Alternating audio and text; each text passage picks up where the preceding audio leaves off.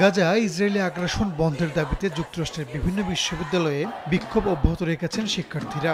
নতুন করে আরও 20টির বেশি বিশ্ববিদ্যালয়ে আন্দোলন ছড়িয়ে পড়ায় ব্যাপক হারে ধরপাকড় চালাচ্ছে পুলিশ। রোববার দেশটির এক প্রেসিডেন্ট প্রার্থীকেও গ্রেপ্তার করা হয়েছে, যদিও পিছু হটবেন না বলে ঘোষণা দিয়েছেন শিক্ষার্থীরা। অবরুদ্ধ গাজায় ইসরায়েলি আগ্রাসন কেবল যুক্তরাষ্ট্রে বন্ধ করতে পারে বলে মন্তব্য করেছেন ফিলিস্তিনের প্রেসিডেন্ট মাহমুদ আব্বাস। সৌদি আরবে ওয়ার্ল্ড ইকোনমিক ফোরামের বিশেষ সম্মেলনে অংশ নিয়ে এই মন্তব্য করেন তিনি। একই সঙ্গে রাফায় অভিযান যাতে না হয় সেজন্য তেল আবিবকে নিষেধ করতে যুক্তরাষ্ট্রের প্রতি আহ্বান জানানোর কথাও জানান আব্বাস। বিকাশে কম খরচে ক্যাশ আউটের লিমিট বেড়ে 50,000, প্রিয় এজেন্টও 2টা।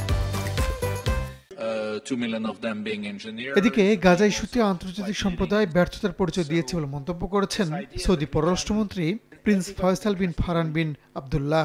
সংকট নিরসনে দ্রুত সমাধানের পথ খুঁজে বের করার আহ্বান জানান তিনি। এর মধ্যে গাজায় হামলা অব্যাহত রেখেছে দখলদার ইসরায়েলি বাহিনী। রোববারও দিনভর বোমা হামলা চালানো হয়। এদিনও বহু নিরীহ ফিলিস্তিনি প্রাণ হারিয়েছেন। গুরুতর আহত অবস্থায় হাসপাতালে ভর্তি করা হয়েছে অনেককে। চলমান যুদ্ধে ইসরায়েলি হামলায় প্রাণ হারিয়েছেন 34,000-এর বেশি ফিলিস্তিনি।